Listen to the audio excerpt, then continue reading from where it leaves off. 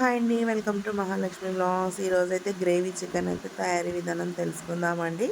ఇంకా ముందుగానైతే ఇలా ఆయిల్లోనైతే ఉల్లిపాయ వేసుకోవాలి. ఒక 2 స్పూన్ల ఆయిల్ వేసుకొని ఉల్లిపాయ, పచ్చిమిర్చి, కొత్తిమీర, పుదీనా వేసుకొని కొంచెం కరివేపాకు, మెంతెం కూర కూడా వేసుకోవాలి ఆయిల్లోనే.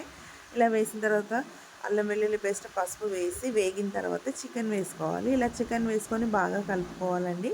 ఇలా చికెన్ అయితే ముందుగా ఒక 10 నిమిషాల వరకు అయితే నీళ్ళల్లో ఉప్పేసి అయితే నానబెట్టుకోవాలండి. తర్వాత కడుక్కొని వేసుకోవాలి. జ్యూసీగా ఉంటుంది, చాలా బాగుంటుంది. అలా చేసామంటే ఇంకా చికెన్ అయితే ఇలా ఉడికించుకోవాలండి. ఇలా ఉడికిన తర్వాత వాటర్ వచ్చిన తర్వాత అయితే ఇంకా దాంట్లోనైతే ఒక 2½ స్పూన్ కారం వేస్తున్నాను, ఒక 2 స్పూన్స్ ఉప్పు వేస్తున్నాను, ఒక 1 స్పూన్ ధనియా పౌడర్ వేసుకొని అయితే ఇలా బాగా కలుపుకోవాలి. ఇలా బాగా కలిపిన తర్వాతనైతే కొంచెం కొత్తిమీర, పుదీనా వేసుకోవాలి దాంట్లోనే. ఇలా ఉల్లిపాయ ఇది గ్రేవీ కోసం అండి వేయించుకోవాలి. ఉల్లిపాయ, టమాటా, పచ్చిమిర్చి వేసి వేయించుకోవాలి ఆయిల్‌లో. వేయించుకొని అయితే ఇలా మిక్సీలో వేసి మెత్తని పేస్ట్ చేసుకొని గ్రైండ్ చేసుకొని పక్కన పెట్టుకోవాలండి. చాలా మెత్తగా చేసుకోవాలండి. ఇది మెత్తగా చేసుకుంటేనే గ్రేవీ బాగా వస్తుంది. ఇలా చేసుకొని పక్కన పెట్టుకోవాలి. ఇలా చికెన్ కూడా దగ్గరికి అయిపోయింది కదండీ. ఆయిల్ కూడా సపరేట్ అవుతుంది. చూడండి ఒకసారి ఇలా కలుపుకోవాలి.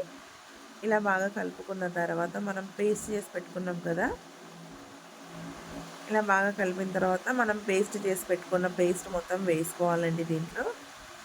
ఇలా పేస్ట్ మొత్తం మెత్తగా చేసుకోవాలండి. పేస్ట్ మెత్తగా చేస్తేనే గ్రేవీ బాగా వస్తుంది కాబట్టి ఇలా మెత్తగా చేసి అయితే కలుపుకోవాలి. ఇలా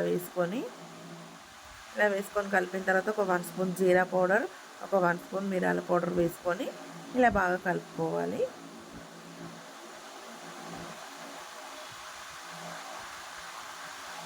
ఇలా బాగా కలిపిన తర్వాత ఒకసారి వాటర్ వేసుకొని మూత పెట్టుకోవాలండి. మనకు తగినంత కొంచెం వాటర్ వేసుకొని మూత పెట్టుకొని ఇలా ఉడికించుకోవాలి.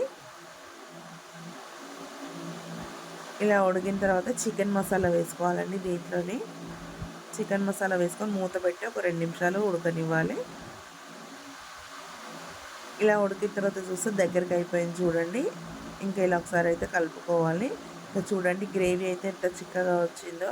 ఇంకా టమాటా, ఉల్లిపాయ ఇలా పేస్ట్ చేసేసామంటే మనము గ్రేవీ అయితే చిక్కగా వస్తుందండి. ఇంకా చూడండి గ్రేవీ అయితే ఎంత బాగా వచ్చిందో. ఇలా వచ్చి దగ్గరికి అయిన తర్వాత అయితే స్టవ్ ఆఫ్ చేసుకోవాలండి. అంతే, ఎంతో టేస్టీగా ఉండే చికెన్ కర్రీ అయితే రెడీ అయిపోతుందండి. చాలా బాగుంటుంది. మీరు కూడా ట్రై చేయండి. ట్రై చేసి ఎలా వచ్చిందో నాకు కామెంట్లో చెప్పండి.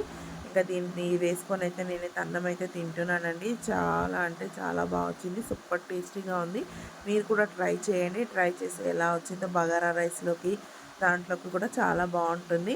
ఎలా వచ్చిందో నాకు కామెంట్లో చెప్పండి. నచ్చితే మాత్రం తప్పకుండా లైక్ చేయండి, షేర్ చేయండి, సబ్స్క్రైబ్ చేసుకోండి. నా ఛానల్ ఎవరైనా ఫస్ట్ టైం చూస్తున్నట్టయితే లైక్ మాత్రం తప్పకుండా చేయండి, సబ్స్క్రైబ్ చేసుకోండి. లైక్ చేస్తేనే ఈ వీడియో ఇంకా ముందుకు వెళ్తుంది కాబట్టి లైక్ మాత్రం తప్పకుండా చేయండి. నన్ను ఇలాగే సపోర్ట్ చేయండి. నాకు సపోర్ట్ చేసిన వాళ్ళందరికీ థ్యాంక్స్ అండి.